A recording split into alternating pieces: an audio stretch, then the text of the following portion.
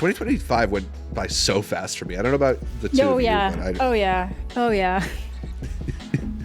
why do you think it went by so fast for you? I feel like I was constantly on the move. I haven't spent more than like 2 weeks straight living in my apartment since last year. It's a lot of that, a lot of moving around, a lot of every year you get older, things go faster. And I'm just spiraling out over here. Art, you've been able to track this year a bit through some events in your family. Has that made it feel like a really fast 2025 or a slow 2026 or slow 2025 for you? I feel like it's been segmented into it. Like, I think the beginning of the year feels very far away. I think the summer felt long. And I think now that we're wrapping it up, I think it's felt more normal. You thought the summer was short? My summer felt short as hell. Really? Damn. I felt like I did a lot in the summer, but I did a lot. I feel like but the beginning of the year. Someone said Dogman is eligible this year. I said this year? Yeah, remember you were going to see that instead of Companion. Exactly. I'm like, clear as day, remember. I was like, no, that is this year. I swear that was a memory from last year. There's a couple of January, February movies that I did not know were from this year, so... No, I mean, because you didn't come out to Toronto this year. The last time Amanda and I saw you in person was like mid-March, and that feels like feels like a lifetime ago. But but won't be that much longer from now. It was a Paddington movie this year. Yeah, all sorts of stuff that I can't believe happened this year. I mean, we got like a Fantastic Four and Superman this year. That feels like a whole era ago too. True. Crazy. Yeah, no, it was a good amount of stuff. We are down to our top two in the Instagram polls version of our Best Nepo Baby bracket, and the Intercuties have advanced Laura Dern and Saoirse Ronan to the finals. Laura Dern lost in the first round of our version of the bracket to Josh Brolin, and she actually nearly lost in the Intercutie bracket. Our buddy Andres messaged me to say that this was slander against Dern. I fought for Dern. Yeah, you're a Jurassic Park girly. Yeah, and she's a delight in everything she shows up in, but yeah, maybe that's the lack of feminine energy that Art and I are bringing to the podcast. But it looks like she's going to win the Intercutie poll at the very least, which I think is good. Honestly, but I don't want her to win everything. The problem was I didn't see Josh Brolin in Running Man. If I would have seen Josh Brolin in Running Man, I would have swapped so damn fast, bro. It's fair. I'm glad that Dern is going to take it over Saoirse Ronan, though, because like as we were talking about on that episode, Saoirse only like just qualifies as a Nepo. Barely. It's a lot different when you have a famous last name. True. Luckily, they're choosing somebody with a famous last name. I didn't even know it was one. So. We got a lot of comments on our review of Shelby Oaks, so I guess I have to apologize to the religious community for saying I think I find demons and hellhounds less scary than a dude who was raised by Jehovah's Witnesses. I don't know, Art, sometimes that's objectively true. Art, you and I sometimes talk about like how a religious background sort of gets imbued into the things that people make. And I think it's funny, we've talked about the ways in which I sometimes find demons a lot less scary than the horror movies I'm watching. So I don't know if that means I need to apologize to you, but I'll let you be the arbiter of that. I will accept it, Zach. I think it's just a matter of like, when someone tells you I love this movie, they watch you as you're watching it, and then you don't like it. And they feel that you don't like them, not the production they had nothing to do with. Yeah, when you're talking about religion, Zach, and you're saying those aspects of your religion are fake, so you're insulting their grandmother who prayed with them. I get it. I understand why that happens, but it's always the funniest one. I will tell you the best response was in my Conjuring review. Someone said, "You ever notice the only idiots who fought for this are Catholic?" Yeah, that's my favorite stuff about the Conjuring stuff. It was like they're always super devout, and I'm like, and they keep coming for them. They keep coming for them, so maybe. So just don't believe, and guess what happens? They disappear. Someone was like, it's like Tinkerbell. I was watching the Warrens' 3-hour live stream when I started seeing things. You were watching a 3-hour live stream. I think you're susceptible to whatever you want to see. Exactly. Yeah, that's usually all it is. Yeah, but it is interesting the different baggage that we bring into sometimes the creating experience, sometimes the viewing experience. It's not better or worse. It's different. Mm-hmm. Yeah. But what's funny is that they're wrong there. You are actually right. The demons are not scary. And not in that movie, it is integral to the movie too. Yeah. Yeah. But did you get a chance to catch up with Shelby Oaks yet or not really? Not yet. Yeah. I need to. Yeah. Is that in the CCA? It is, and it's in that box set there. And I really like what Stuckman had to write about it. Damn. Yeah, I liked what Stuckman Actually, if you want to entertain me for 2 seconds, I really liked what he had to write about it. Get Stuckmanized? It was when I was 12, my sister... Was it an ad for Wicked Pulls? Yes. Stop. When I was 12, my sister disappeared. They called it disfellowship. Disfellowshipping. They said she was spiritually dead. I didn't see my sister for over a decade, and thus Shelby Oaks was born. Chris Stuckman. I like that. I like that too. Really I did hear that. That has nothing to do with the movie, bro. And I feel like there's probably parts of it, and I feel like it's like the idea and the feeling, but from what I've heard, because I haven't seen it yet, from what I understand, I think it would have been better if he had steered more into that and continued from the beginning of the movie. And then that means that movie's in him. That means that movie is in him. I hope so, because when he was describing the stuff about his sister, I was like, isn't the movie the complete and utter opposite of what your sister went through? I guess we'll find out. But I guess maybe that's, I haven't seen it, but is it just kind of like what his brain imagined that being as a child and then? No, because it's literally inversed. Okay, I'll check it out then. It would be like me saying like, hi, I suffered. I didn't have a father growing up. Zootopia 2, go catch it. It's like really my heart and soul. You know what I'm saying? Like, you're just taking a story to combine it, bro. Like, yeah. I feel like most of the people who commented agreed with us that the ending of that movie, at the very least, is a letdown, but that the beginning is probably the most exciting part of it. That's what I'm excited for. I'm like, really... People kept recommending Lake Mungo. Yeah, Lake Mungo's great. Like his huge... Dude, I did not know. Lake Mungo. You caught up with it? You didn't know Lake Mungo? Bro, I didn't... Like, I knew about it. They were the guys who did... Yeah, so he hasn't directed since, but you're right. Pull it up. He worked on something recently. Because the guy just disappeared. He's like a writer, producer, or something on the horror. Maybe I'm thinking of a different one. Was it not the guy? Was it not the people who also made Late Night with the Devil? Late Night with the Devil. Thank you. Yeah. So he's like a script or story or something like that. I think Late Night with the Devil's all right. People were like, does it feel like it's a real thing? Cool. No, Lake Mungo's the real freaking deal, bro. Alina came in like 30 minutes late to it, and then she's like, oh, what? Like, she thought it was true crime. I was like, bro, are you falling for this? Like, this is real, dude. I thought it was very good. Very good. So I see what the inspirations were, because that's a movie that does it like you randomly. And I saw it on Tubi, so it really feels like you just found something on accident, Blair Witch style. Yeah, that's fair. Mm-hmm. No, it's very good movie. Very good movie. Yeah, and that speaks to the thing that we were talking about in our review, that sometimes when you so closely homage the things that you love, you can't help but just see a worse version of those great movies. And I don't know, maybe Stuckman will get it on his next attempt to Stuckmanize us. Yeah, I think he'll get the opportunity to do that too. So, you know. I don't know if Amanda, you want to share any of your Tron thoughts that we were talking about before we started? Oh yeah, man, I'd never seen Tron. I watched them all last night. I'm doing a video, and I didn't know what Tron was. I didn't know. I knew what it was visually. I didn't know it was some guy getting sucked into a computer because someone stole his video game. I need to prove I made my video game. I thought that was a world. I thought Tron was a place. Like a mystical world like Pandora? Yeah, I thought it was its own place. Imagine my fucking surprise. Well, Tron's a dude. Yeah. Tron's a person. Well, he's a program. It's a program, yeah. He's a program, but he's represented by a physical avatar, you know? Like, but there is a dude. There's a dude. The dude with the Jeff Bridges, but there's a dude named Tron. And I don't know why they picked that name. I don't know. It sounds cool. That might be why they just landed on Tron. That probably is like the beginning and the end of why they picked that name. Because I'm like, that's cool. That sounds cool. I know it stands for something like in like actual thing, but I think they just picked it as the name of the movie because it sounds good. But like, if you've never seen it, it sounds like it would be the name of the place, like Tron, the Grid, whatever. So the first movie, I have been comparing it kind of like what Avatar is, and that like people talk about the spectacle of what it was and what it meant at the time more so than the movie, as a plot, as a story to convey things. And it's thin. It's thin. Yeah. It's interesting, but it is interesting at the same time. And I have to like respect it because Toy Story apparently wouldn't exist without it.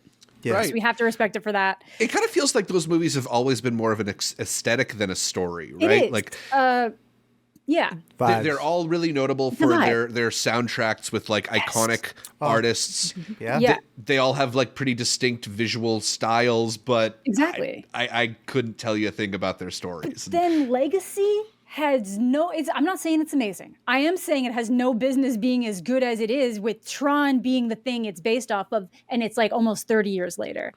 Yeah. It is stories that we've seen before done better in other places probably, but it's the first. It's like when you look at when it came out, you're like, yo, this is doing Ultron? This is doing all the things we're about to see for the next 10 years of blockbusters.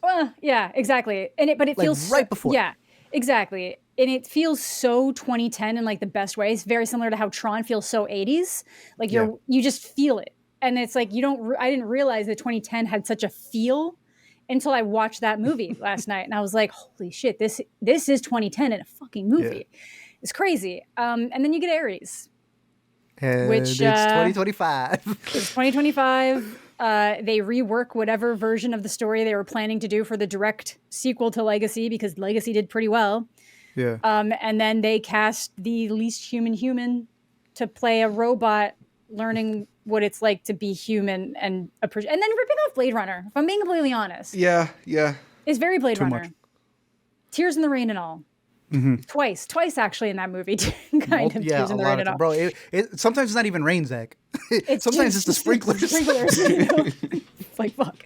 Just general downward precipitation. Yeah. Just anything. They just keep doing the shot. And it's like, bro, you can't just... And they're like, did we finally get it? Did we finally evoke the emotion from the movie clips? Yeah. You didn't. And again, it does. They work really well as vessels for significantly better soundtracks. Like you got Daft Punk for Legacy. But I actually did like Legacy. Legacy it's enjoyable. I get why, like, that's a movie. That's at least something I feel like, and it builds off the original movie well enough that, like, if you were a fan, it's going to have the emotional resonance. It found a way to give it more emotional resonance.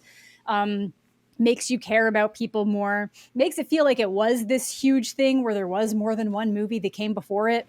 And I appreciate that. And then you get the Daft Punk soundtrack. This new one, I feel like its main benefit is that you get the 9 Inch Nails, Trent Reznor, and Atticus Ross soundtrack, which is amazing. Yeah. But yeah, Tron overall has just kind of been a weird letdown for me this year, because earlier this year I went on the Light Cycle ride. Oh. At Disney. It is too fucking short. It hits a point where you're like, it should keep going. It hits a point where you like defeat the MCP or whatever, and then you're waiting for it to go get it. And we got fucking baited. A guy behind us who had also never been on it starts yelling, "Here we go!" So I'm like, "Oh my god, it's gonna shoot off again!" It didn't. It was done. It is 2 minutes long. It's like 2 minutes. Oh, he's trolling. He didn't know. He just assumed it was gonna go again. Oh, damn. And it didn't. So it's too short for the amount of time you're waiting for it, versus like the Guardians ride, which is so good and like 3 minutes long, 3.5 minutes long. And it's so much better. So I'm like, there is no reason so I'm like, honestly, my experience with Tron has been the same across the board. Neat visuals and occasional like, and then kind of lackluster. Considering where the newest literally one... like the movies, it's like... where the newest one ends, are you excited for the fourth? They're not going to get a fourth. This made no fucking money. And this is the first one that gave us a cliffhanger. But it's bringing back Legacy. I like how this was like, oh, we might bring back the characters from Legacy. You watch the movie and they're like, on the next one.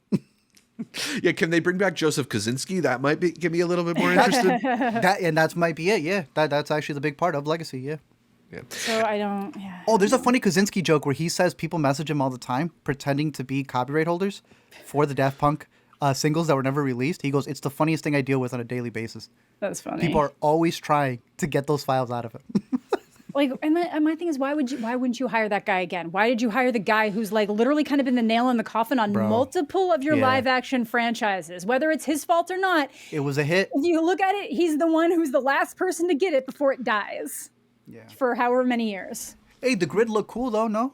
You really look like imagine if they go back. Legacy. Not as good as Legacy. They're working on the 4K for the old grid. So I think once they clean it up a bit, yeah. Because I thought the old grid in the new movie, it looked decent. That looked cool. That was cool. That was pretty cool. And like I like how they tried to maintain the digitized face look on Leto when he was in there. Yeah. It has moments, but then again, it's like, I don't... And we were saying this before we started recording, but these movies would all function better if they were basically like long music videos with like as little talking as possible. Just give us visuals and give us sounds.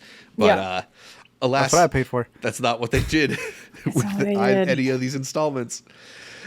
Anyway, welcome to the Intercut podcast, the weekly show going over the TV, movies, and entertainment people can't cut away from. I am your co-host, Zachary Shevich, and joining me, he's inspired by the greats. It's Arturo Zurita. Yes, sir. We're going number one, Chicago Bears, baby. Yes, sir. Yeah, I mean, in Chicago, it's a sports town in the last few months. You know, Cubs are on a run for a while. The Bears are doing way better than, at least my expectations for them. I don't know what your expectations for them. Their expectations. Everyone's expectations. I don't know what the hell's going on. Caleb's expectations. I was texting Chase, bro. I was like, hey, yo, Chase, what's going on? He goes, please beat us. We need a new coach. It is a little too much. We're not prepared for it. I feel like we're cashing checks that we don't know if they're going to bounce or not. It feels very weird going into every Bears game. And we're versus the Packers next week, so we'll see. We'll see if we're the real deal, but unbelievable so far. When we were wrapping up our last recording, I got a chance to show you these Nirvana, the band, the show, the movie tour posters. I need to see it again so bad. That they were given out at the Philly stop. Beautiful. So dope. I love that you got all the cities listed like it is an actual Always the music coolest tour. thing. Yeah, that's the best part. So I made sure to grab, of course, copies for both of y'all. Every Thanks cutie watching, comment down below. Yeah, we're giving them out. I even framed that one that my buddy Ben got signed for me too. I'm really proud of that one. But shout out to the Nirvana boys. We're really excited for their movie. Everybody, bro. I was checking it out just to see because I know we overly loved it. Everyone who's seen it since as well. Every single damn person. I don't know if I actually told either of you guys this. So I was standing outside the theater when they were doing the screening of Nirvana, the movie, at the Philly Film Fest. And I could hear that they were getting to the CN Tower bit. And I just decided to stay just so I could hear through the wall the roars of laughter. That's going to hit for every single screening. It's a magical experience. I might have to sneak into the music box for this one, bro. Also with us, it's Amanda Supreme Jedi, not Amanda the normal Jedi. Woo! I showed off a little bit of my swag, but Amanda, you've been getting a lot of swag since it's that time of year, that for consideration. Where are the Marty balls? Yeah, right? I haven't gotten one of those. They haven't sent me anything from Marty. Unbelievable. They haven't sent me anything from Marty. Hey, Marty's been a big free Jay Kelly sweater. Ooh. What did it say? All my memories are movies. All my memories are movies. Which sounds nice on a shirt and bad in context of the movie. I got my Hamnet blanket that is the backdrop, the final shot. Behind me there, you can see some screenplay books. You got a whole gallery for your consideration swag. I've got these. Ooh. We get these bad boys. I got a Train Dreams vinyl, which I'm actually really excited about. But sounds fire. Most exciting, our girl, Diane Warren Relentless autographed sheet book. Woohoo! The biggest Oscar loser herself. Biggest Oscar loser herself. JK. I'm sorry. She did not make my shortlist nomination CCA voting. Oh no. You mean to tell me that autograph wasn't a good enough bribe to get her a vote, a pity vote? No, honestly enough, it showed up in the mail right after I finished submitting, but it wouldn't have got her there.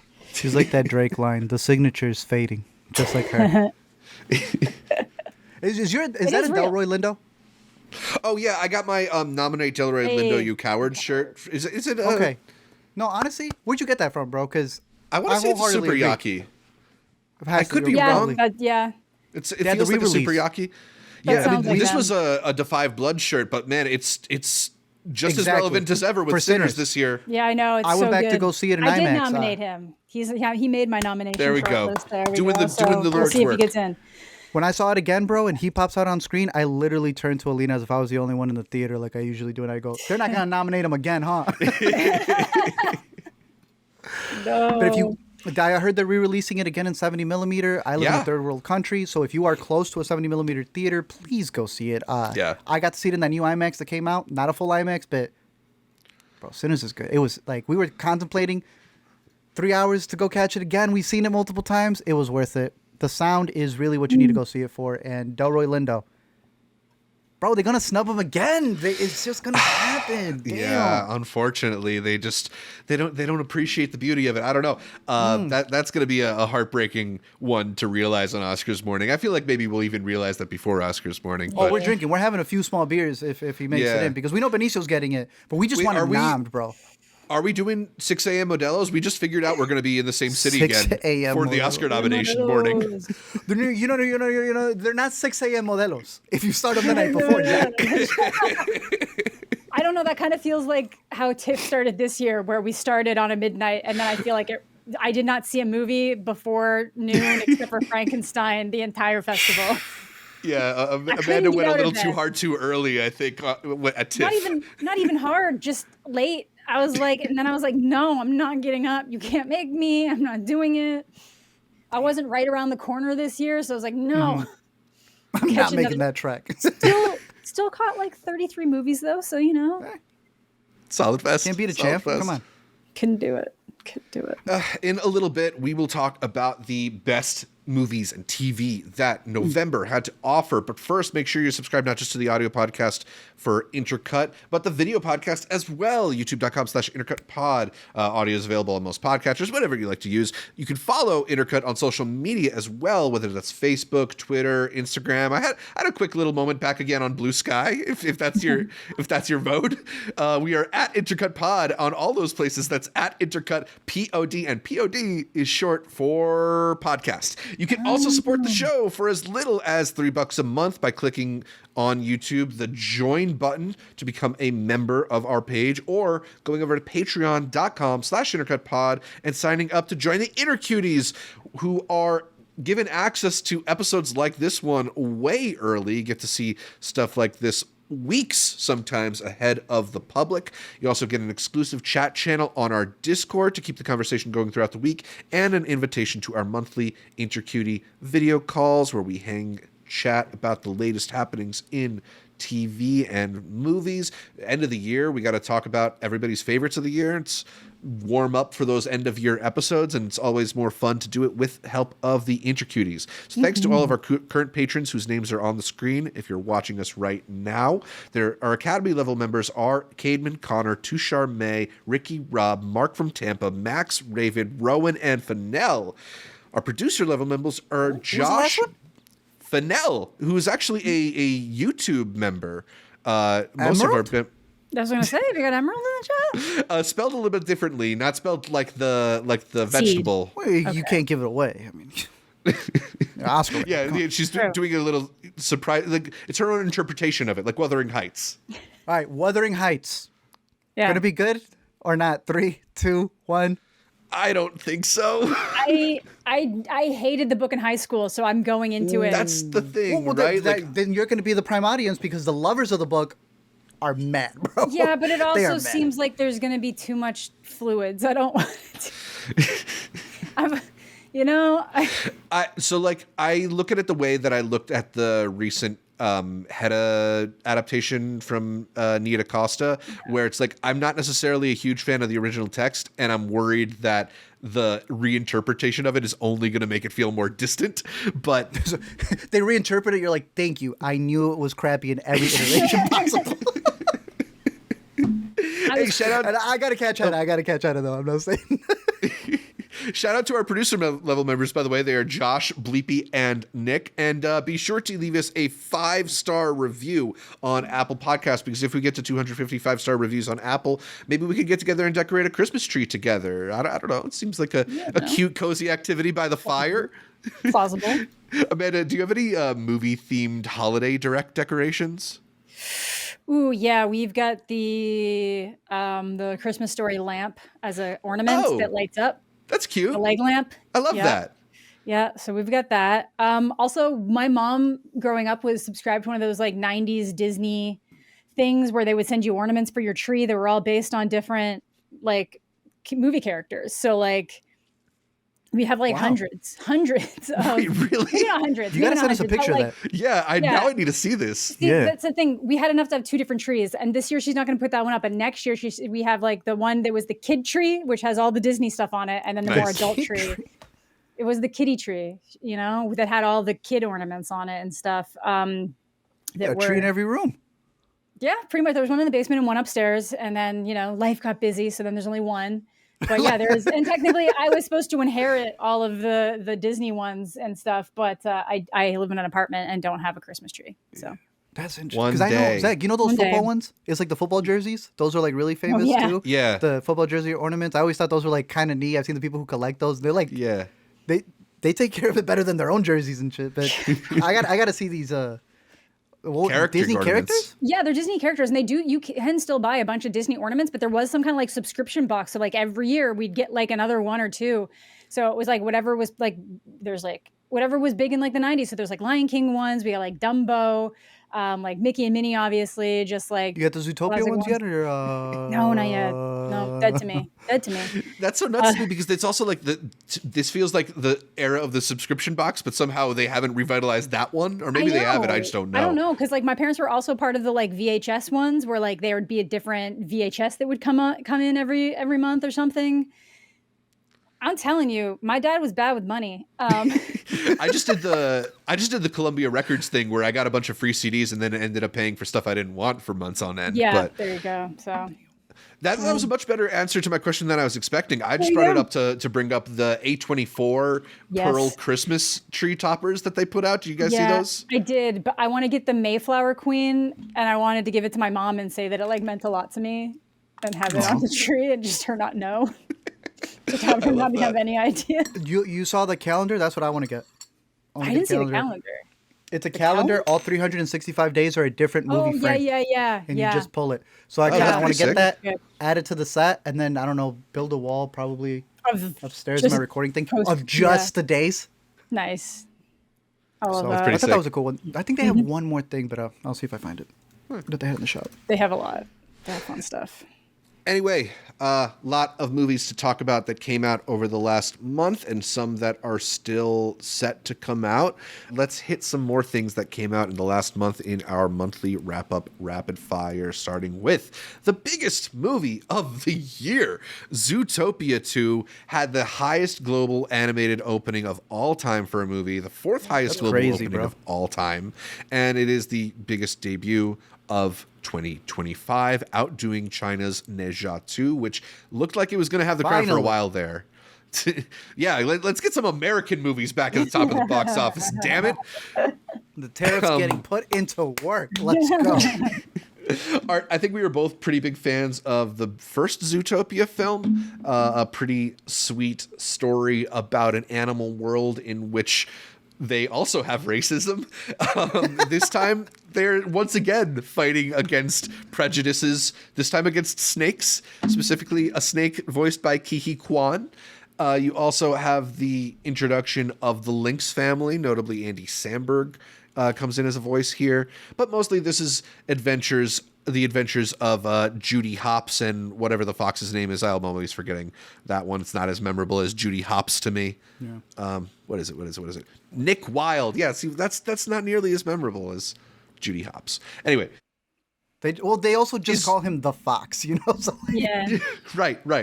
Was Zootopia 2 as cute as its predecessor? No, Zootopia 1 is infinitely better for various reasons, but I think when you look at all the sequels that they've been working on, Disney in particular, it's better than Moana 2. It's better than a lot of the other ones they've been releasing.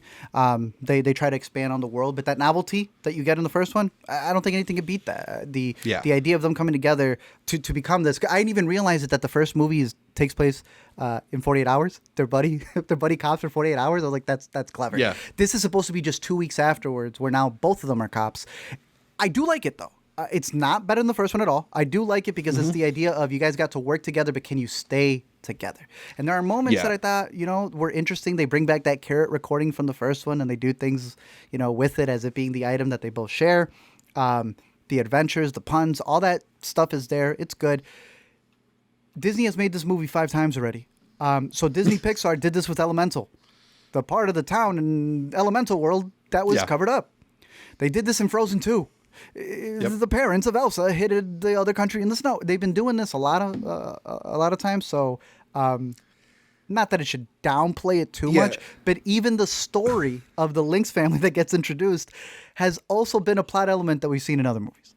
and shows. Yeah, I mean, they mentioned like, oh, this whole town, that side of the town that the snakes lived on was like thriving 100 years ago. Like, how poor are Zootopia's historical records that they're completely unaware of a section of their town from 100 years ago? I guess maybe like shorter animal lifespans factor into that. But I'm blanking on the winter land. They have like an Arctic land, and they say in order to cover up more of the reptile land, they made an Arctic land too.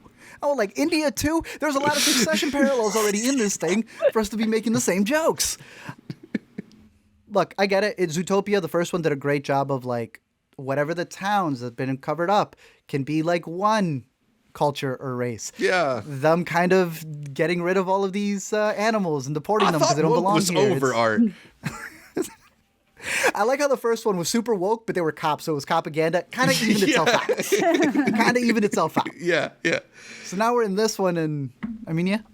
Yeah, I mean, the first one is about learning to get along with people that are different from you. And then this one is a little bit more about like learning to love people that are different than you. Because they do this thing that they kind of allude to in the first movie where Judy and Nick, the rabbit and the fox, are like they're friends, but they're really lovers. They don't really say any of that out loud, but they basically get the internet right up into the does. The internet is taking care of that Zach for them. Byler. He believes that they will end up together. There was a tweet. The tweet was really funny. It was like both of them together, and they're really playing in our faces. It really is. And I don't know, like there is like a sweetness to it, like working through differences to find some kind of common ground in a relationship. But as you mentioned, like it just, when it loses the novelty of not being the first one, it loses some of the charm. And especially that like whole plot point about this hidden town feels like very overdone. Which is funny, retried it just like they've retried it over this town.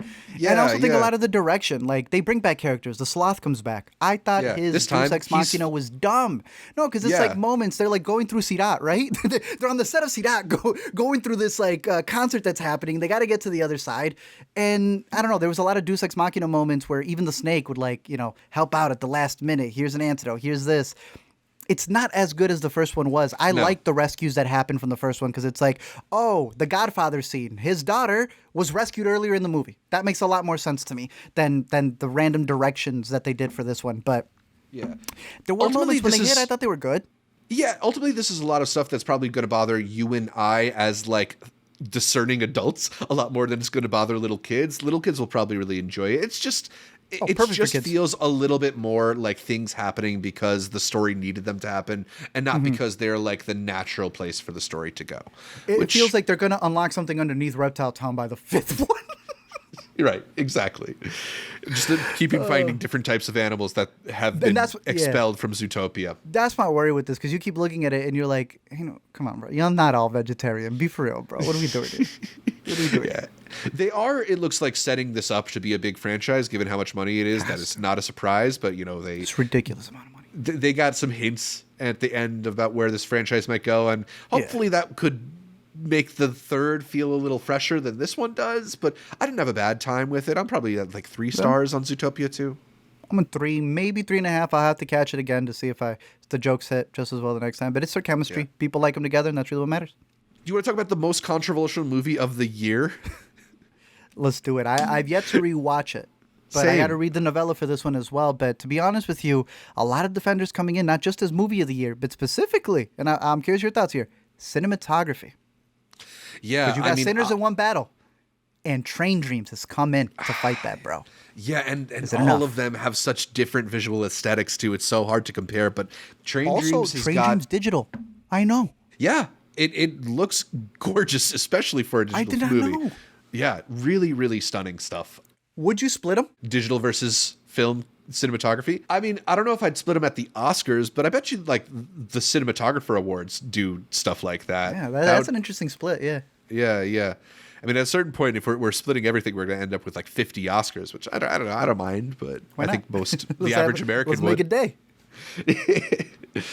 Train Dreams is a new movie from director Clint Bentley about a logger who leads a quiet life in early 20th century America. This is a movie that we all caught earlier this year at the Sundance Film Festival, and Amanda is the only one of us who has spent the time reading the novella that it's based on. Yes. So she actually can lend us a lot of insight here, because I think the thing about Train Dreams that seems to be really dividing people is the movie's approach to voiceover. It has this really, in my mind, beautiful, and others not so beautiful narration throughout from Will Patton, who notably is also the audiobook's narrator, which I think is pretty interesting. Oh, I that's thought cool. it was a beautiful choice.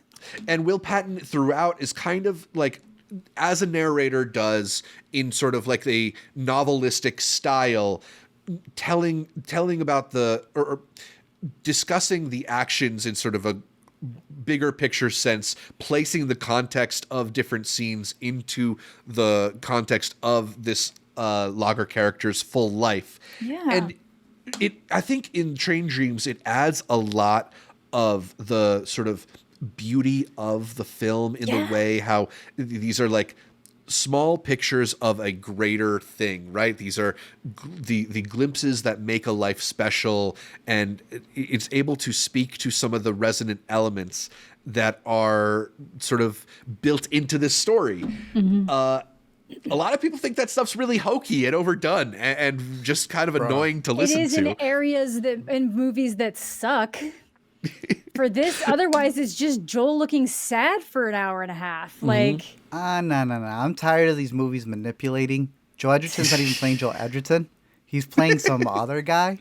That's my least favorite critique. They're manipulating of us. This isn't That's even the whole 2025. point. It's just if you don't, These are movies. if you noticed, it means they didn't do a good enough job. So, and if you, and like I get it, narration can be bad, but in a movie like this, it just, to me, adds so much. We've been online long enough to know how people argue things, because we also have to argue for things as well. And there's narration isn't an argument. What about it? You thought you could take a shortcut. You thought you could just say, oh, this is CinemaSins, and everyone's just supposed to have the hive mind of knowing what you're talking about. Why is it bad? What about it? Bad? There is this sort of like idea of narration as not cinematic or lesser value cinema, because there are a lot of movies that have boring narration that does a lot of the work for the audience. That's not my feeling about what Train Dreams is doing. No, it's enhancing what's already there. Like, there's movies that are like, we didn't do a good enough job writing this movie, so someone's going to come in and talk over everything to explain it because we're not getting good enough performances out of actors because we don't know what we're doing. This is intentional. All of this is intentional. Yeah. From the short story for the novella to where it is, it has that, that nature to it. And is it that different? Do you feel? No, I think the biggest thing is like not to like spoil it, even though anybody could watch it on Netflix right now. There's the thing that happens early on when they're working on the train. Mm-hmm. Yeah. In the novella, it's very specific that he feels like he got cursed in that moment. And you do have the little flashes of it in the movie where he kind of like sees the guy, but like it is distinctly mentioned, and it's left out of the narration of the movie that he believes after that moment he's cursed, which I actually, to me, knowing that made me appreciate the movie even more with everything that happens to him in his life going forward. And then gets to not the end of his life, but gets to be older and then allows himself to have those moments that are like more beautiful. And realizing that like life doesn't work that way. Like you're not cursed. Yeah. And I don't even think not cursed in like a supernatural way, but he just, you do things in life sometimes and you're like, that is going to come back on me in some way, or like you feel so bad about something you've done, you feel like the universe should be punishing you. So you get that vibe from it. But like otherwise, it's not like terribly different. It's just fleshed out in areas.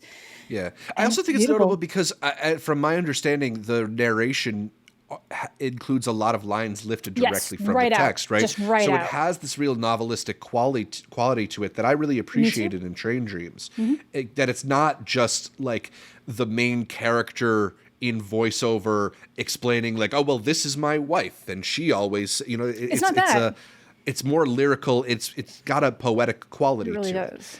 it. I will say that like I understand to an extent where the criticism is coming from, because it was more similar to my reaction to The Life of Chuck, which is not a movie I dislike. But I found some of the narration in The Life of Chuck to be a little bit cloying, a little bit like... That is fair. Cheesy. I get what you're saying, but I'm going to be completely honest. Like, I remember all that in Life of Chuck with Train Dreams. When you started saying that, I was like, oh yeah, that is a narrator. My brain just doesn't even clue in that that's technically, that is what's happening, but it just like... I don't know. Feels different. No, I think I'm there with you. It just feels like more a part of the story in Train Dreams to me. So I'm a little bit stunned that this like quiet, gentle movie that feels like almost too precious for this earth could somehow be this like lightning rod on film Twitter. But that's what people do when you have something good and it intimidates people. Squash it. Yeah. Say anything you can about it, because if it ends up overtaking the movie you do want. Yeah, it's just counter marketing. It's that time of the year. Movies like this that didn't have the immediate like runaway like. Yeah. People were obsessed with One Battle After Another before it had time to come out. People are already obsessed with Marty Supreme. Like, you're not going to go against that unless you're just trying to be the contrarian person. But it's not going to pick up steam. Something like this. It can't. Well, it's an easy dunk. It's an easy dunk. Easy. But that's also the problem with it, is that usually people go at it because it's doing something really right. It's scaring somebody that they feel the need to put it down. So I see it as a compliment. That's usually what I see the most of the time. Yeah. I was moving on to this one because this has been getting a lot of that too. I don't know if we had this one in the rundown, but we don't. But we can talk about it. Just really I don't know if you told us your thoughts on it. Amanda and I talked about it when we saw it at TIFF. Yeah. No, I literally just saw it. They were giving out these nice Hamnet postcards. I had a bunch. So if you guys want it, boom. Ooh, it's like a little postcard for what it is. They did not send that actually. I liked it. I thought it was good, but everyone's coming in going, "Oh, it manipulates you. It does this. It does all these things." I had seen a post. Everyone's weird about Hamnet. Right underneath, wrote about the manipulative slog that it. Stop. First things first. You can just not like something. You can just not like something. Okay. There's always this moral quandary that needs to happen. 2, stop saying things are unoriginal, and then you're saying the word slop in your 20s, 30s. Stop. You're exactly what you're complaining about. 2 or 3, movies are manipulative. That's the whole point. And it's even dumber when Hamnet is literally about stories and it's damn near breaking the fourth wall, dude. It is obviously aware that you know what Shakespeare is. The whole movie, every single scene is someone lying to another person through a story. Can I tell you a story because I'm going to leave? Can I tell you a story so that you can tell me your name? Can I tell you a story so that you understand I do know what happened with the loss of our child? Like, I don't get it anymore. It's like complaining sports is rough. Like, it's a sport. I just wish a lot of times with these critiques, people weren't so afraid to put their finger on the thing that they're actually critiquing. Because you can talk about something in vague terms like, oh, this was all manipulative. Or you can actually discuss the movie itself. Because are you saying this is a film about the death of a child and I find that to be manipulative? Then, like, sure, fair enough. But, like, you're also discounting, like, hundreds and hundreds of other great movies. But if that's your... Well, now, if you want to tell me, like, oh, I found the use of "On the Nature of Daylight" by Max Richter, a film a song that has ended like 5 other weepy movies at the emotional climax of the movie. Sure, maybe that's a little bit manipulative. Max Richter is also the guy who scored this movie, so it is of a piece with the rest of the movie. So why not take that and understand how it works for the themes of the film, where he's using stories to get away with things. And there was a really great breakdown when someone said they liked the whole ending, where they're redoing Hamlet. Until that came out, it really took them out because it's been overdone. And not Hamlet? And not Hamlet? So something just needs to be far enough away. And now I'm realizing what you're really reviewing. I'm sorry that the Max Richter song really stands out for whatever movie you saw it in. Yeah. But so does damn Hamlet. The whole thing is just revisiting stories and showing you how things are made, how history is made, how life is made, I think that's the thing, is that like so many people who's technically it's their job to talk about movies aren't good at saying why they don't like something, or at least articulate, being like, I don't know why I don't like it, but something about it didn't work for me. Maybe it was this, maybe it was that. They just want the dunk. They want to say like it's like, I'm sorry, Hamnet is not a bad movie. It's like, I don't like Nomadland, but I'm not going to say Nomadland is a bad movie. You know, it's like, I don't like Nomadland either, but you cannot deny a craft. That's what I mean. It's an incredibly well made movie. Hamnet is like beautifully made, great performances. It's a female filmmaker. It's what it's got to be. That's what it is. Every movie's going to be manipulative, so that's why we're always very curious about like what is it that you're getting at. And I think like Amanda's saying right now is that some people, and Zach said it too, you can't really describe what it is that you don't like. You just want to be known as the guy who didn't like it. And then that's where you go, damn. I'm going to say it real simple. Who has a film degree and Dark Knight is better than one battle after that? The fact that you already know who I'm thinking about on Twitter shows you that we're in this new otherverse of, all these people over there who just want to say things on Twitch and everything to be annoying. Yo, we could be that too on Twitter. You're just the opposite side. You're just the inverse of it, where you want to be known for not liking something because that will make you stand out than actually putting in the work to like something. So you end up with all these critics where you only know what they don't like, not what they do. And what's the point of that? Yeah. Not everybody can be capybaraness. Yeah, you have to have a way with the words too. I don't care if we disagree. One of the biggest things is Zach and I always send each other this. Our boy didn't like the movie, damn it. And it's always, what's his name from the New Yorker? Richard Brody. Every I single just sent time. you that I forget what movie it's from, that dude holding the gun and crying when he sent me his Train Dreams review. And that's what we're talking about, is that it's you know, a lot of people spend time going, these YouTubers and everything, these influencers, that's all they care about is just instant reactions. And I'm sorry that you use the thesaurus to write your exact same take on this too. You don't really mean this. You don't think it's the best movie of all time, and you don't think it's the worst movie of all time. You just need clicks to make rent for this month, and that gets very tiring. But yeah, no, like I get it. Like these do become jobs, and it's like it starts as a passion and becomes a job. So you do have to worry about that. But at the same time, it's like Ehrlich, he can talk pretty passionately and heightened about something that he doesn't like, but it never comes across as if like, this is the worst thing I've ever seen in my entire life. That has to be reserved. Like my reaction, even my reaction to Megalopolis, by the time I made my video, I was like, okay, let me be a little bit more reasonable. You simmer down from the moment of what it is. Let me try to understand what it was going for. I still don't like it. And then she got twice as mad. This is going on like a slight tangent, but I'm sticking with Hamnet, so I think it works. But we were talking about it before. There's that whole pull quote hubbub when the Rolling Tapes, this is not just the best film of the year, but the best film of all time, or whatever it was, got quoted. And it, you know, the thing with stuff like that, because there are people who are defending even that as a statement, is that like, yeah, you can use all the hyperbole you want, but then I'm not going to believe you the next time you say it. Yeah, right. That's what I mean. Like you can only say this is the greatest once. Yeah, unless but they do it every week. Then start saying this is why this is better than Hamnet, which Kurt was previously the greatest movie ever made. I personally think it's crazy how every Spider-Man movie is better than the next one. Like every single time a new Spider-Man movie comes out. Yeah, truly. It's like better than the next one. It's better than the next one. But yeah, no, I think there's just a big part where you see a lot of people can say something, sentimental value, Hamnet, Train Dreams. I don't think this worked because of this. But what you see a lot of the time is contrary to everybody else. So that's the setting. How are you different than everybody else? We can give all those losers out there. I'm smart. You're like waiting for the review to start, and it's all context to what they want to be known as. That is my bingo card for y'all. Anytime you listen to a review, are they talking about themselves or are they talking about the movie? And so many times, contrary to everybody else, this is where I'm at. What? Like, maybe I'll do that sometimes, but and I get that it can suck being like, I went into this with expectations based on what other people have said. But then it's like, you just got to get better about meeting something where it is, or I don't know. Yeah, it's what the movie is. Yeah. I mean, it's knowing when you're talking about the movie and knowing when you're just talking about a social phenomenon. Right. And not confusing the two. Yeah. No, then absolutely. 10 years' time, they re-review it, and it's different. So, Hamnet, though. Great performances from the both of them. Great performance. Really good production design. I thought the production design was impeccable. I think the little kid was phenomenal. Found out after the fact that because Jupe's also great. He ends up playing him in the play. That Jupe and the boy are brothers. Mm-hmm. Yeah, we had but that realization. They don't look anything alike. They don't. And like, so I found that really funny. That they're playing. Technically, what she wanted to do didn't work out because they don't look anything alike.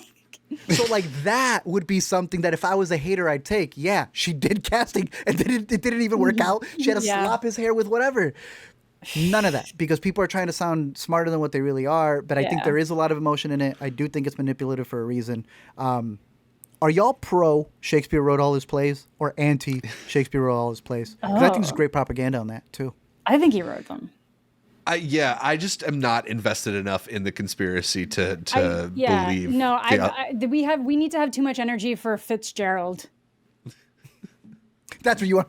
Gotcha. Yeah, no, because that's at least like backed up to some degree that his wife wrote most of his stuff. Oh, he just went full Big Eyes? Pretty sure. Damn.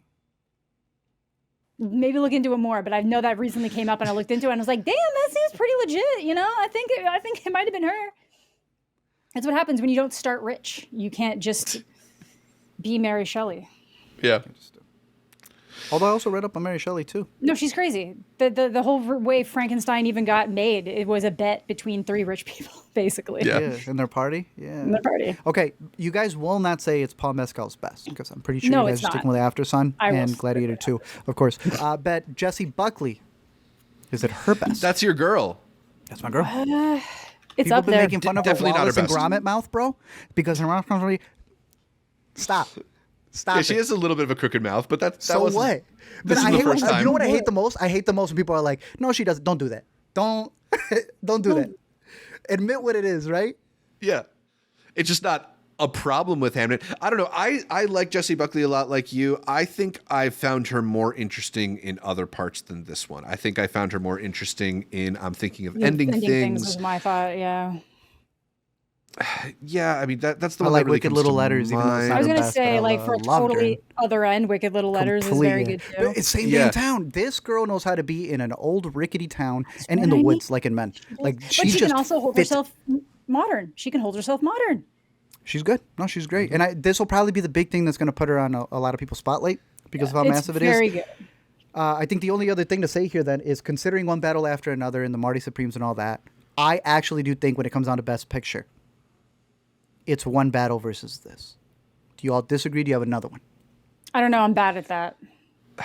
I would say, if you're asking me right now, I would agree with you. Because I think the thing that we were talking about earlier in that One Battle and Marty Supreme seem to be the movies vying for the love of the film bros. Yeah. If that is the case, then there is like another section of film fans that maybe is looking for something that's a little bit more in the register of a Hamnet, right? Maybe it's just the counterbalance to the very macho, heavy I want Sinners to like Oscar really slate come this in. year. Like, I don't know if Sinners came out too early, but like it was everywhere. So like, again, I'm just going to say the CCA below the line. For whatever reason, that one was like pre-selected ones where you had to vote pre-selected ones to get pushed forward. Sinners was all over that shit.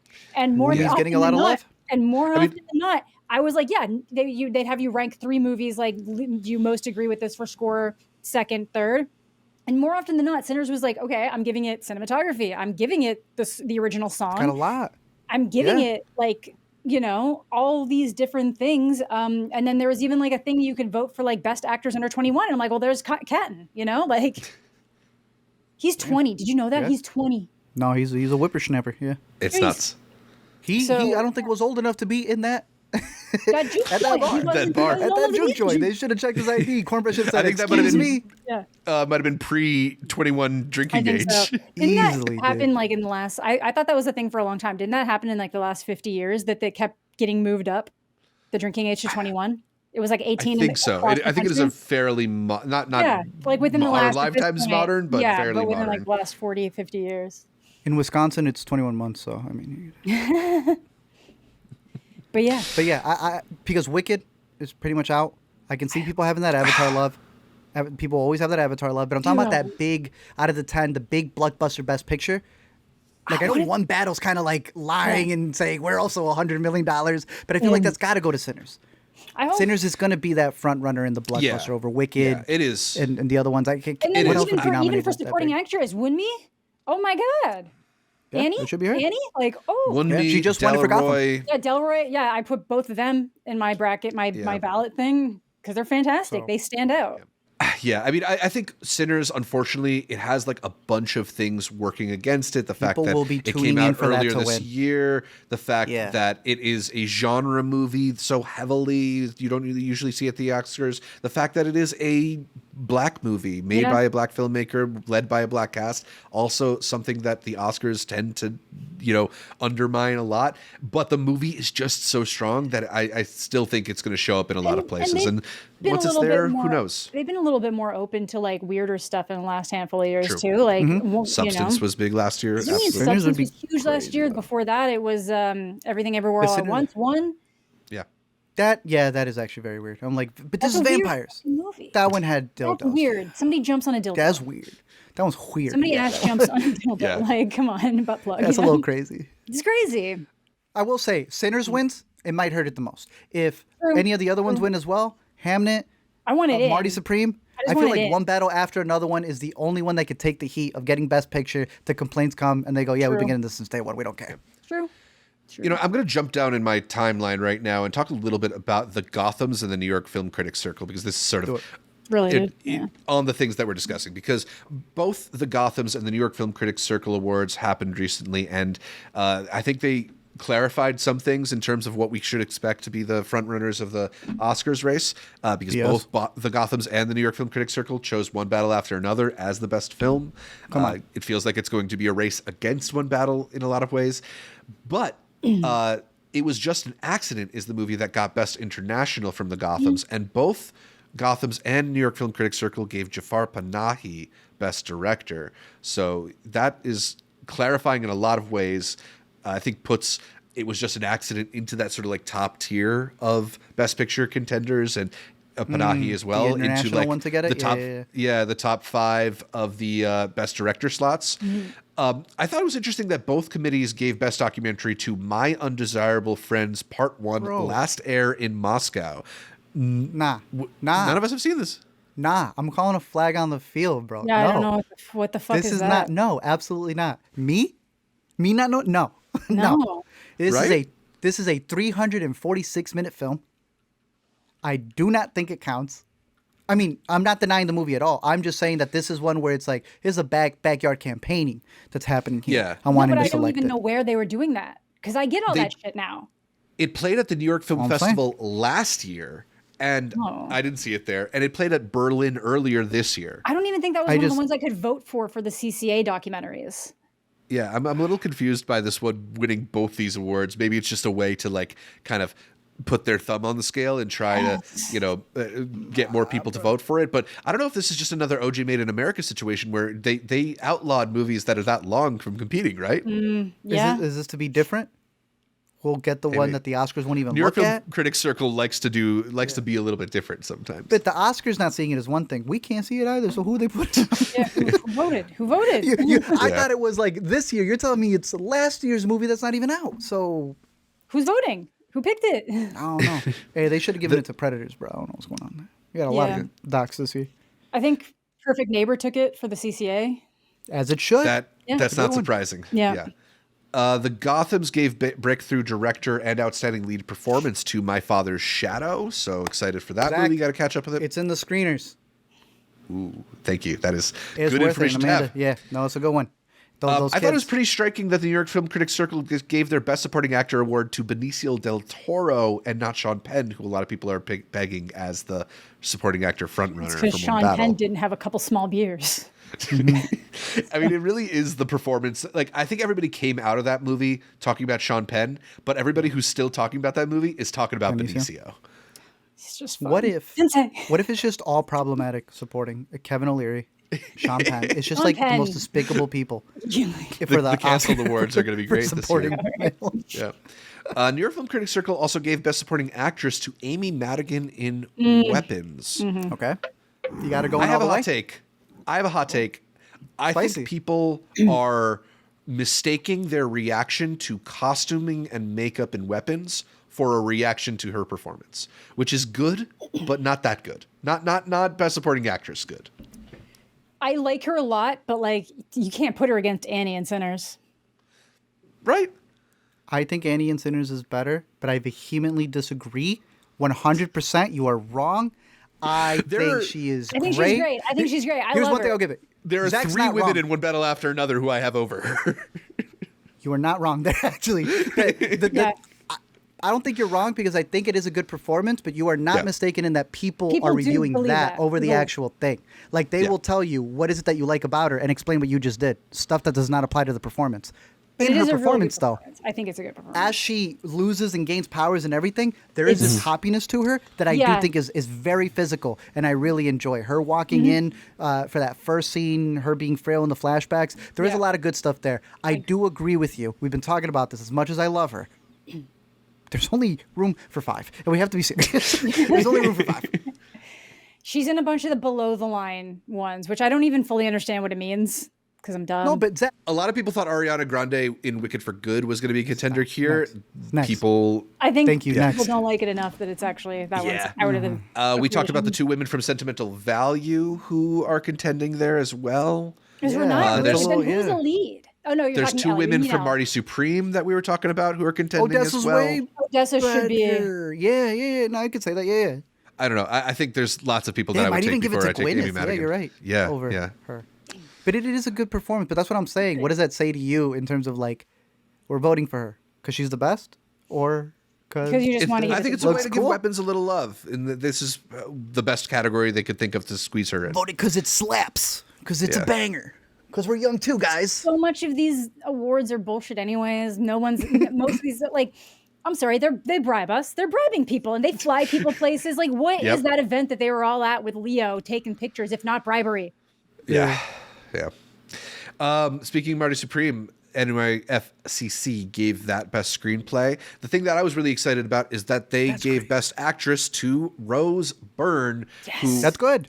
That's Deserved. good.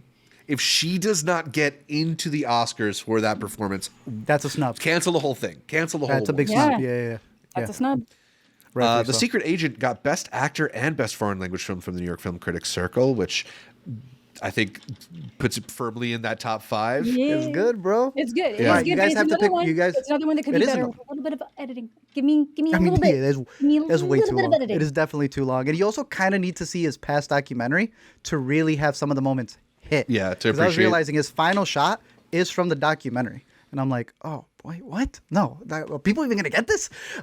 You also have to be Brazilian and raised in Brazilian. No, I'm just kidding. But I do think in terms of performance, he's in the top 3.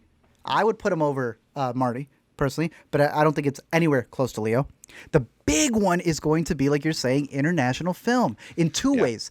Does it win in international? And which of these 5 internationals sneak into Best Picture? Right. Is there going to be some kind of vote splitting and stuff like that too? Because some of these people some people vote for only certain awards, and everybody votes for Best Picture. So I don't know. Yeah, will it's be a big really one, dude. interesting. It's a lot of international films. Yeah, I still feel like it was just an accident, and then Sentimental Value is like the top 2, and then after that you get Secret Agent, and what else is it? There's another. It was just No an Other accident? Choice, right? No other choice. We still have Yeah. all the Palestinian movies that decided to just not Voice come of out. Hind Rajab is Yeah. probably The going Voice to of be in Hind. there. Yeah. 2,000 Meters is also not just a documentary, which is what I actually would have said from the other one. But that is also eligible. My Father's Shadow, maybe a little too under, but it's there. I have not heard of it, so I feel like that might hurt it.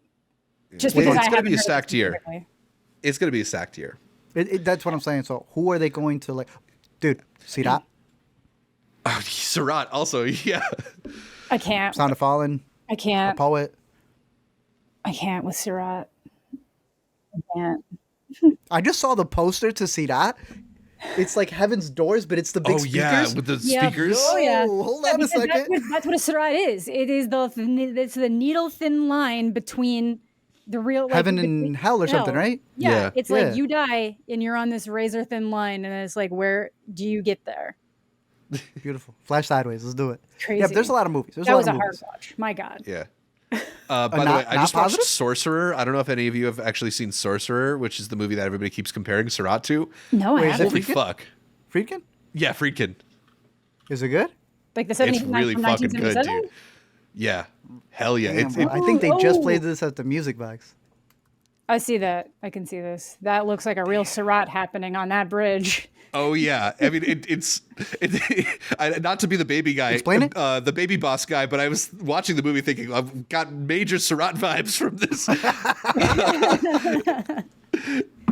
was watching Avatar 3 going, this is a lot like Way of Water. It's also like I think one of Roy Schneider's first roles post Jaws, which is really interesting to think about him taking this extremely uncomfortable movie. Give me the breakdown of it. What is it? If you were to hype it up to somebody, go check it out. It's about Sorcerer is a bunch of guys on the run from their governments, hiding out in a Central American country, who get recruited into an extremely dangerous job in exchange for safe haven in that country. That smacks, bro. Yeah. And there's like a couple scenes where they're just driving these trucks that you will wonder how the fuck did they actually pull this off. It's unreal. Sorcerer. Recommend it. Anyway, Sinners, the movie that got us started down this Oscar-y path, that got best cinematography from the New York Film Critics Circle. Okay. What do y'all think? Well as the Gothams gave Wunmi Misaka Best Supporting Actress. So I like that. I'd love to see it. It's not my choice for tops in either category, but I think they should be recognized. So I'm happy to see it get a little bit of love. I was just asking him, Amanda. Train Dreams and One Battle are up there too. Or would you give it to Sinners? I think I would give it to Sinners. I love Train Dreams. I think it's beautiful, but Sinners has so many different, not that it matters, but like different rich palettes and I don't know. There's just too much going on. There's too much going on for it, in my opinion. Cinematography in Marty Supreme's also. I was going to say, I would honestly give it to Marty over One Battle. I would give it to Marty over One Battle. But he owes royalties on that Chungking Express shot, bro. This is the exact same damn shot. It's great, and I like it. It's a good homage. For sure. But I don't know. I'm going to have to give it to Best Cinematography. I do like Sinners. I think Sinners is a fantastic choice. Zootopia's was good too. I know you guys haven't got that one, but who's you supporting that? Is it a One Battle? For supporting actress? Yeah, it's Tiana Taylor for all the way. Which I think then leaves us with the following movies as the top contenders for Best Picture. We talked about One Battle After Another and Hamnet. That's a top two to me. That seems pretty fair. Solidified. You got Sinners, Marty Supreme, and then maybe Sentimental Value was just an accident in there as well, as pretty much I'd assume in the Best Picture race.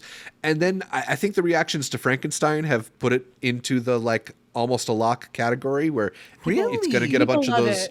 Oh, where were you at? Because I know you made a video on it, but where were you at with Frankenstein? I don't know. I liked it. I think some people are maybe going a little bit overboard with how much they're like really into it. I think it's another really one with good. the digital. I think I don't love the way the ending plays out in certain ways, just because it's like you can tell that Del Toro really got caught up on the whole like father-son idea of things. Daddy issues.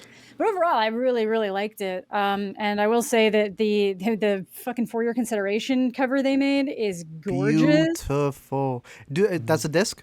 Yeah. The discs ever have anything, or are they blank? Like special features, or is it just the movie? Like the cover, the label on the disc itself. There's stuff on it. Yeah.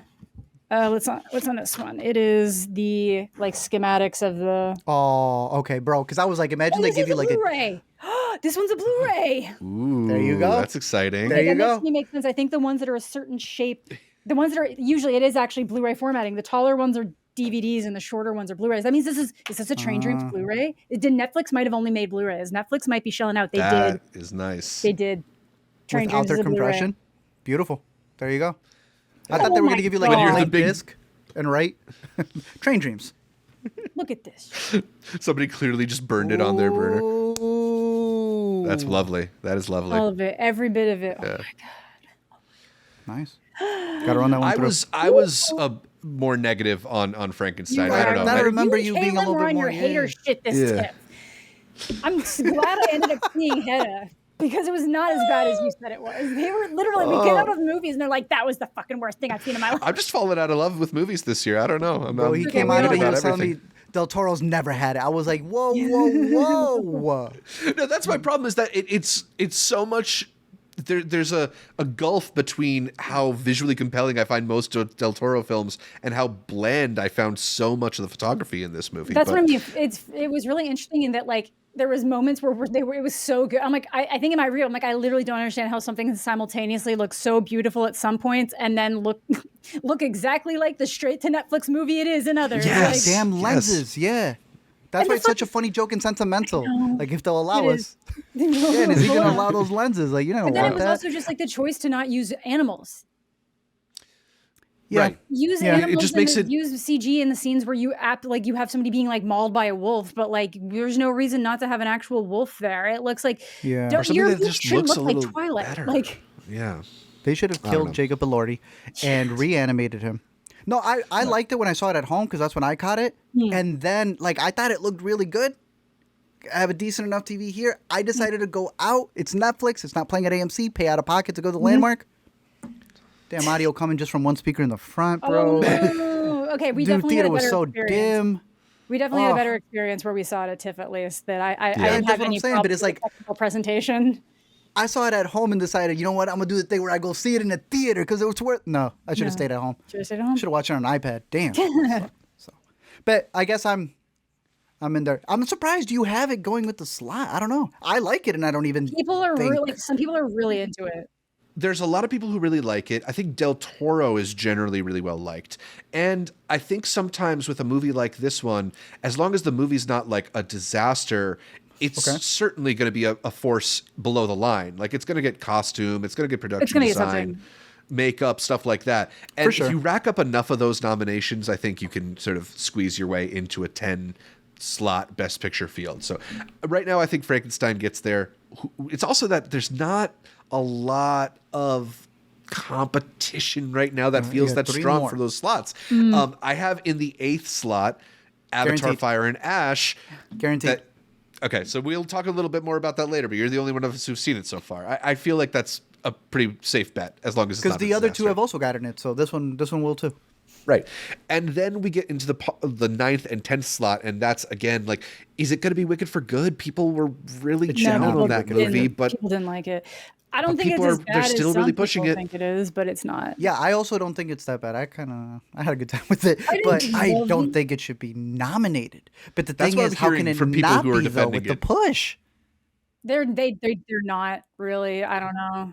this is like the end of like a 3-year Oscar campaign for them, right? Yeah. Like they've oriented their entire lives around preparing On for that this movie to get split nominated for a bunch of screenshot. Oscars. They've clearly Yeah. sacrificed pieces of themselves to whatever awards gods will nominate. Yes. Yep. We'll see. So I just think by virtue of that, Waste Wicked of gets space, in though. on momentum Absolute alone, right? waste of space if that happens. It's hard to say. I think it's hard to say. If Wicked gets in that 10th slot, is it Begonia? Is it Train Dreams? Now I that a lot like of people the are really fuck liking out of Train Begonia. Dreams. I like the fuck out of Begonia. Begonia's Oh, you good. liked Begonia? I liked Begonia. Was it good, Hell right? yeah. Yeah, I That's fire. fucking I love it. dig it. You saw the OG one? Yeah. Yeah, Green I watched Planet? it after. Yeah, That it's was- good that was too. also good. But I like Dude, Begonia it's more. so good. It's So like good. different, the same thing, but yeah, no, it's good. It's good. It's Yeah, good. it's really good. But I don't know. I like Begonia. I a wouldn't lot. mind Begonia at all. And thank you Yeah. for bringing it up. That's my other cinematography nominee. Not a winner, but a nominee There you for go. sure. Nominee for sure. Yeah, it's so good. So you both feel like set Begonia as a design. 10th nominee Production makes design. sense? No. We would love it I to would be love it. nominated. Yeah. I don't know if it's got legs to do it, I would but I also wouldn't give mind. it Yeah. production design. They built that house. Oh, thoroughly. Yeah, from scratch. What were Yeah, they from thinking, scratch. bro? I thought they That's it, found yeah. some grandma's house because I'm like, it has all the No, it's knickknacks beautiful. already. No, that's like they designed that shit out of that. Every house. single thing. It's got to be yeah. So Begonia, I do see, like you were saying with Frankenstein, it should reserve a spot there, but it's definitely going to get a lot of below the lines. Yeah. We haven't even talked about acting yet. Jesse's one of my favorite Oh, he was so male good. performances of the year. Yeah. Probably not going to win, but I got to save a spot for him. So good. To be honest with you, I'm going to pick Train Dreams. You I think would Train like Dreams to would see- get in I would over like to see Begonia it. I or would over like to Wicked for Good? At least Wicked for Good. I think that would be And good. it is when they're Um, campaigning it. Like if you know, Mm-hmm. Netflix is actually putting shit out. Like I got a fucking Yeah. Frankenstein tote bag now. Like they're campaigning it. Yeah. You do have 2 internationals, and I usually feel like it's always only going to be 2 internationals. Mm. But something in me says they will throw a third one in there for Secret Agent. 'Cause I it's a mean, lot. between People Secret really Agent like and it. No Other Choice, even Voice of Hindra Job, there are like strong contenders for that A last lot slot. of big ones. No Other Choice is really good and feels very. It's rare, not rare, but it's culture can still be so different in different areas. But then you have a movie that feels so Korean but then also totally applies here too, that people can resonate with. I think it's really interesting. Which is a little bit of the like Parasite thing too, right? Which is that's a movie that is so specific to where it came from, but has these universal elements, and it really resonated. Yeah, absolutely. No, one of them's gonna get mad snubbed, but I'm gonna be honest with you. You were putting like the Frankenstein and that in there. I feel like I don't think it's top 10. It makes sense for it. Jay Kelly, I feel like they're gonna find room for it, dude. I mean, the traditional Hollywood Oscar-y thing to do is nominate the movie that's about the magic of movies. Like that was the classic Oscars move. It was. Is that what the Oscars still do now that the membership has changed? Now that they are embracing weirder movies? Now that they're more they international? Just care about weapons and TikToks. I don't know. I see it fitting in there, dude. Yeah. I wouldn't mind it. And the problem is that like you put it, I think your first 6 solidified. No one's even gonna argue with that. 7, 8, 9, and 10. Whoever gets it is gonna piss off whatever did not get it, and those will hold the grunt of it. Why Frankenstein? Why the heck is a Begonia? Jay Kelly. Like I feel those are going to get the brunt of whatever movie didn't make it. If Wicked doesn't make it, oh my word. Are they going to go after something? Netflix doesn't have any of those movies in the top 6, as you mentioned. They have Frankenstein, they have Train Dreams, they have Jane Kelly. So at some point, they're going to make some decision over which movie to push. Harder. You done with Springsteen? Yeah. I don't think it gets in. Did anybody like that? They didn't send me. No, they did send me something. And it was stupid. She got a whole guitar. I wish. No, they sent. At first, I thought this was going to be some cool little drive that had like some music or something on it. Whoa, they already messed up. There's no case in the movie. That's the whole bit. Yeah. So then I get this and I'm like, oh my God, is this like a drive that has the movie or interesting things on it? And then no, I'm like, oh, it's a portable charger, but it sucks because it's small. And then it's apparently actually a speaker. So I was like, oh, I'll turn it on. There's going to be music on it. No, it's empty. It's empty. Lame. It's lame. No. Damn. Like why spend the money? No offense, sorry, Springsteen, but like why? This is a waste. This is going to be in a landfill at some point. I'm not going to throw it out, but this is landfill fodder. Golden Globe. That's where I see it. They got a musical category. That's where it'll fit. Maybe Jeremy Allen White or Jeremy Strong, but I think that movie's nobody's talking about it. Nobody's out. Mentioned it. I don't think anybody's got it. Nobody's talking about that movie. Yeah. Hey yo, why'd you hate Is This Thing On? I thought it was okay. Zach gave it a negative review. He applied for Rotten Tomatoes. 2.5, which to me is like a passing grade. What'd you give Zootopia 2? 3 he stars. Said 3, bro. He said it. Bro, tell Bradley Cooper that there's more than one comedy club in New York City. How about that? Why you hate Bradley, huh? I had his cheesesteak and it was delicious. I do not hate that man. Unbelievable, bro. This is the time when you defend. Like the Byler fans would say, don't doubt now. Don't doubt now. Wow. Movie would have been saved a lot by hiring just like one person to consult on the comedy and be like, hey, does this feel like an actual stand-up performance? Dude, he got up. It's a little, I think it has a lot of the same issues with Jay Kelly of just being like, that's actually a good point. I like it a little bit more than Jay Kelly. Middle-aged man. Calm down. I got to cheer for him, bro. I thought it was funny. I thought it was cute. Yeah, no, it's cute. It's cute. It's cute. You know what it is? I normally overrate the cute films because I think they're really sweet and I like them. And this time I was like, no, I see this one coming. I know what you're doing. I know what you're doing. But at least it did it better than when we get.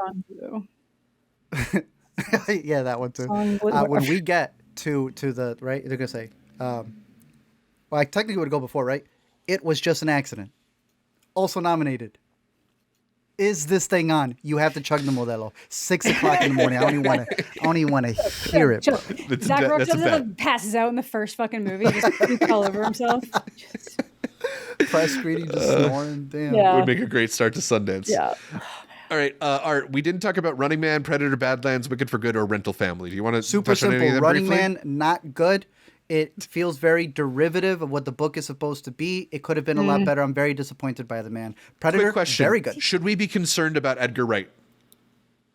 No. Maybe. No.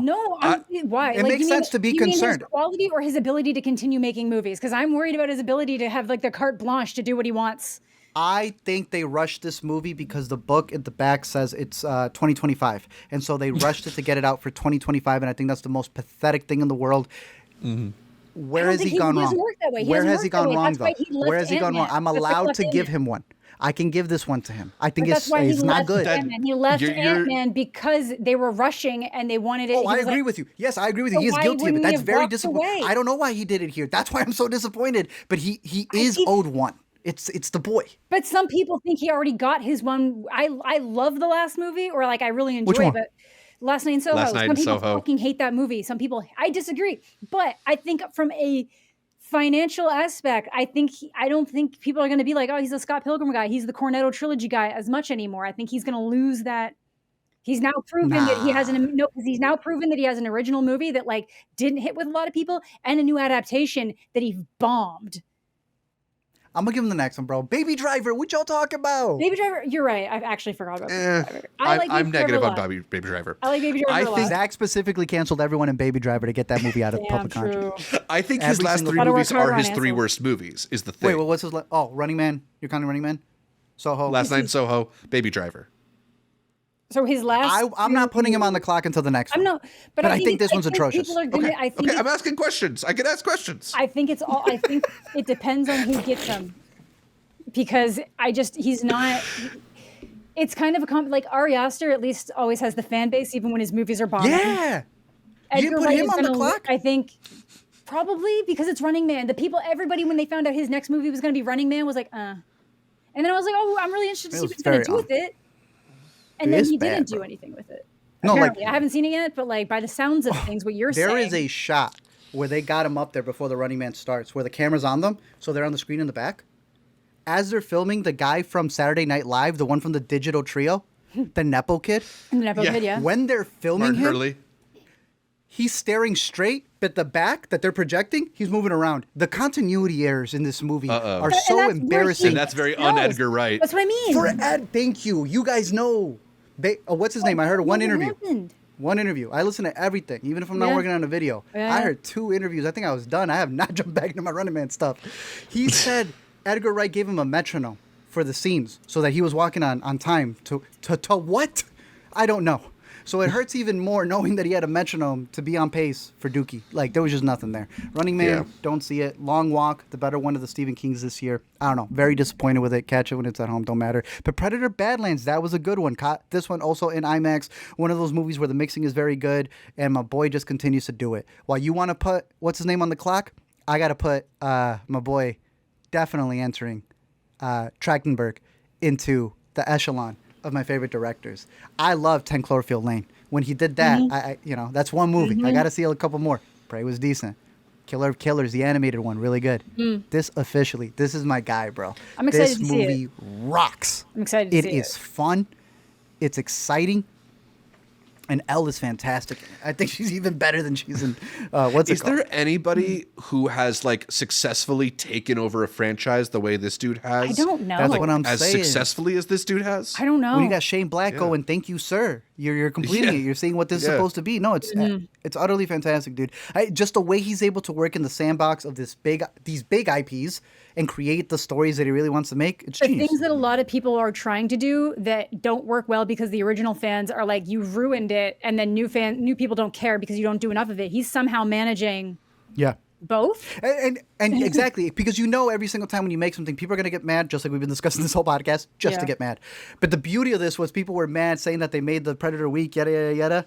Someone had to remind people that in every Predator movie, I know you haven't started them, Amanda. Spoiler alert. The Predator loses. In every one, just because it's not a jacked. Bro, this is like Arnie. Sports Twitter. Zach was sending me some mutuals who are really big on more than we realize on sports Twitter, and they're so funny because sports is one argument because it's not subjective, where someone can talk smack and then you just pull up like a game where they sucked, right?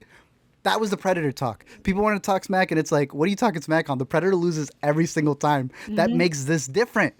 It's beautiful. It's smart. The way that they're able to combine properties with the alien universe in order to have a robot. Dude, it is a rated R movie that's getting away with PG-13 because all the blood is synthetic. It's fantastic. He's a I call genius. that the Mortal Kombat switcheroo. That's how all those Mortal Kombat videos manage to just make it black. Fatalities. It's green. There's always green. Green.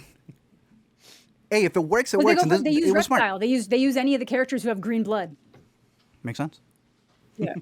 I would recommend it. I think it's worthy of the theater experience too, if you're able to catch it there. Big thumbs up on that. And the Hulu one, I caught that right before Killer of Killers. Stay for the post-credit scene. Very good. Cool. Am I number one on Wicked out of the three of us? I liked it okay, but like I again, it's like one of those things. I was just like, It's a mess. I'm not even. Big fan of Glinda. Big fan of Glinda. Don't really care or like Elphaba. Well, that's the thing. It's like I don't want to say don't care. She's not a girl's art. She's not a girl's girl. Yeah, no, Elphaba a little bit of a I'm not gonna lie. You know, there were points with Glinda in this new one where I was terrible, like, how but then Glinda has the full character arc, and then suffers for it at the end, which is like such a good full circle back to the first song in the first movie when you realize I'm like, she's singing about herself. She's singing about herself. She's the wicked, and that's why she's alone.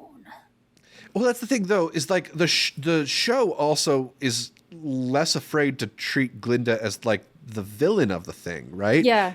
And they're both trying to extend the second act of the musical into a whole movie when there's no rise and fall in the second act, and also trying to make it this like love story, girl power thing where nobody is a villain, but there's a villain. There's a villain. Yeah, the wonderful Wizard of Oz. Who's the villain? Miss Morrible, Madame Morrible. Oh yeah, no, bro, she's horrible. Homophobia. Homophobia is the villain. Queer baiting is the villain.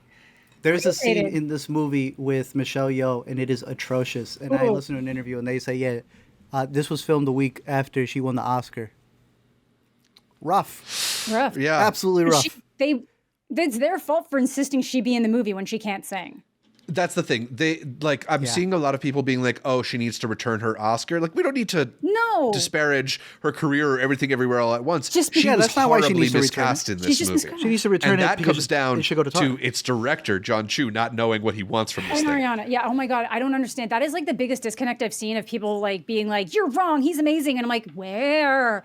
His choices pull away from the set design that they made. His choices pull away from big musical numbers because they can't get a wide lens. What are they doing? Now You See Me Too. Yeah. And it ends with directed by John M. Chu. And I was like, where the hell did he? What? I know, right? I had completely forgotten. Me too. Yeah. And I forgot that was also shot horrendously. Yeah. So, I don't know. I don't know. No offense, my guy, but like, I'm sorry. The direction is so weak in these movies. That one shot that people keep talking about with the split screen. Did y'all hate it? Did you like it? My anecdote here is that there's one where she like shuts her out in the closet, so the camera kind of goes like that. God. I was like, they're there. No. I liked it. It's very corny. It's cheesy. Turns out it was an accident. This man can't even direct the best scenes in his own damn movie. I also found out that I was like, oh, it's really cool how they're doing so much with like shadows and not showing people. And then someone was like, that's in the stage play. And I was like, fucking Christ. Yeah. And even the things I thought were good ideas weren't his. Yeah. No, I needed to see Dorothy. I'm sorry. People keep arguing me on that. Bro, she's coming in like nothing, bro. What are we doing? I hate her. So one little conversation. I fucking hate her. I hate Wizard of Oz, actually. That's my thing. I hate Wizard of Oz. Dude, I fucking hate that movie. And then I'm like, maybe I'm being hard on it. And then I see clips and I'm like, no, that movie fucking sucks. Bro, I hate to tell you this. I'm about to drop a bomb on you, but we're watching Wizard of Oz in Las Vegas in that new immersive thing.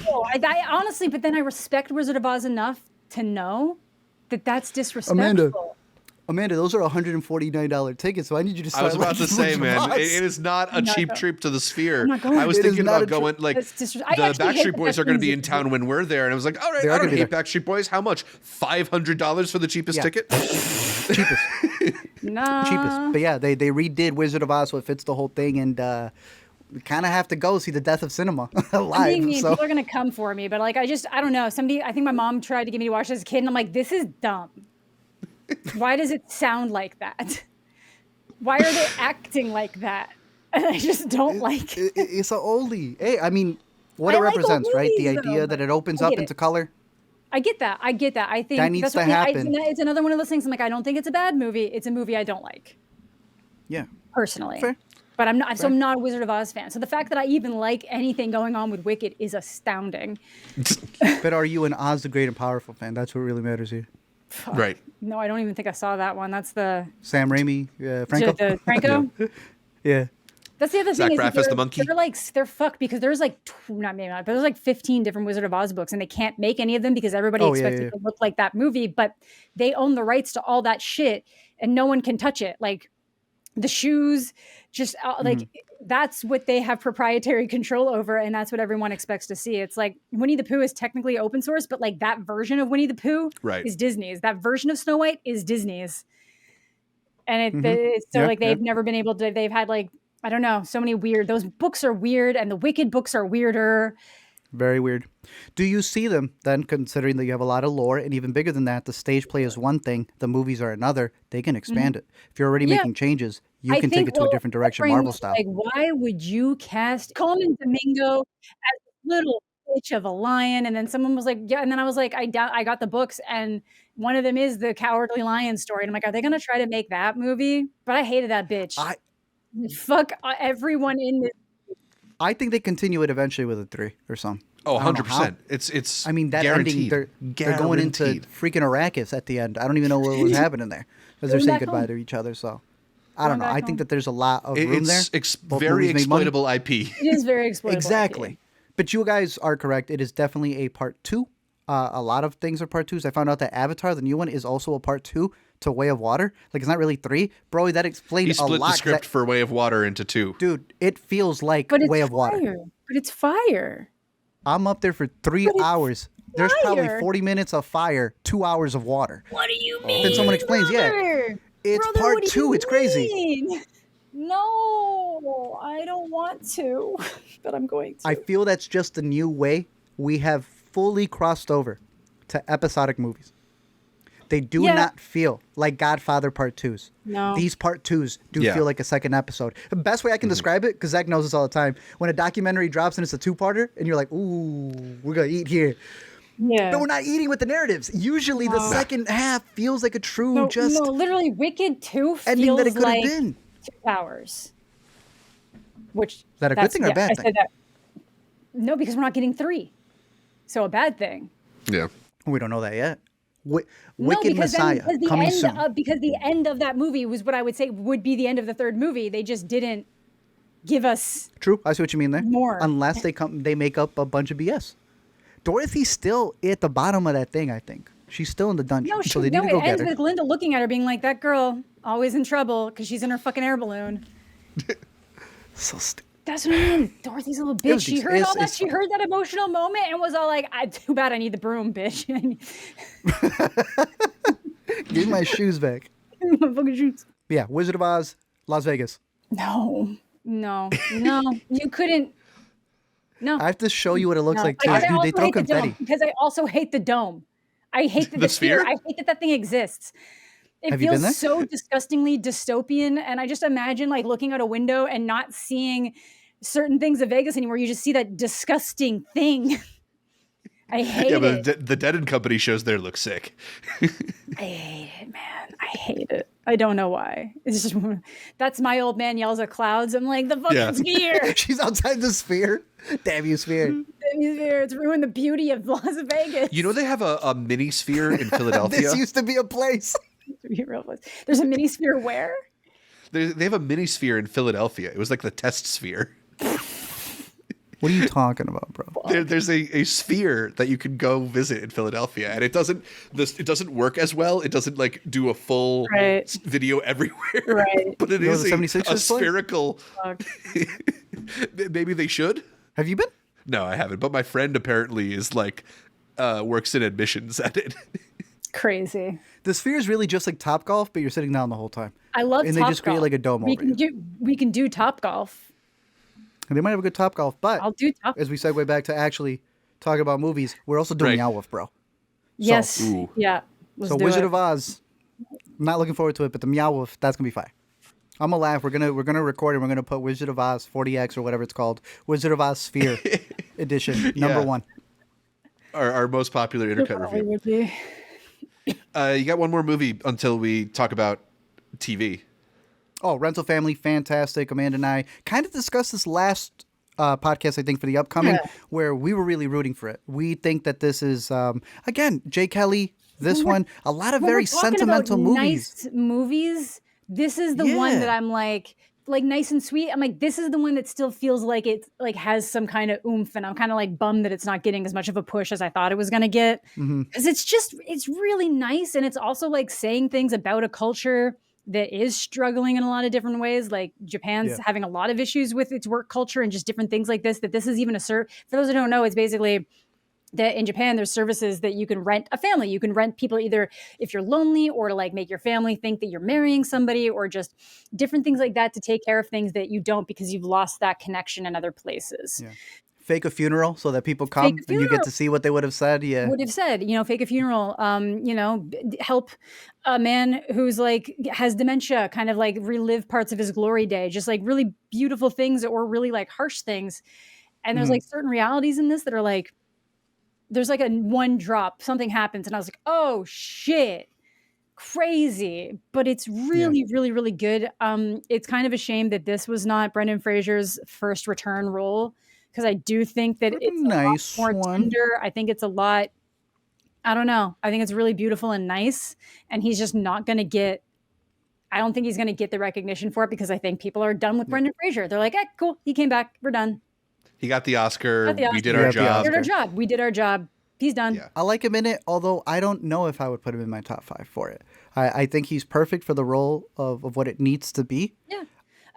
It's like insane. I don't think it's stellar or anything, but I think the thing that a lot of people reacted to when they first saw it on the festival circuit was that it is a smaller movie than like your traditional Oscar contender, right? Like it's a cute, sweet movie about, spending time with people and the impact that that one person can have on another person, right? And those are great movies, but those are not typically movies that we associate with like, oh, this is the best of the year. This is the performance of a lifetime, blah, blah, blah. But it was one of the ones that hit me the hardest at TIFF. And I felt like that was the thing. I was like, man, I'm really waiting for something to like hit. And then I saw Rental Family and I was like, this hit actually. This actually hit. We put it in the same category because I think it came out in the same week, if not back to back, with Eternity, another movie where I don't need that to win Oscars. That also, but that is just a fantastic film. It's a good time. You feel good watching it, and you have all these different connotations to culture. Like Amanda was saying, there's obviously they cover a lot of Japan in it, but there's also the idea that he is a washed out actor, that he had to go to Japan, something that they always deal with, right? Like it's all of these expats, exports that just go over there. And it's him just trying to make something of himself. He's faking it. Call them there. Yeah, it's I like the mix of it. We've been getting a lot of movies. He has all the same problems. He's providing a service that he would need. And he does. He does. I'm completely forgetting about somebody else who he pays for that comes back into play. It is a nice, heartfelt movie. I would recommend it. Rental Family, very good. And I heard she's really funny. I haven't heard her interviews yet, but I think she may have been the little girl. No, the director. She said like she was the little girl. Yeah. And that she went through that. She is really funny. She I heard she's hysterical. She stayed all of TIFF. I think I saw the last screening of Rental Family. She was there. She was there? Oh, wow. I like that. That's nice. Yeah. Maybe not the very last, but like one of the last. I think I saw it the Saturday. Either the Friday or the Saturday. It was a screener link that she had, and when it rolled, Hikari walked in. She just walked in. It's crazy. I'm just going to do a quick Q&A. All right, so those are the movies that we caught over the last month. Let us know what the best thing that you saw in theaters was in November.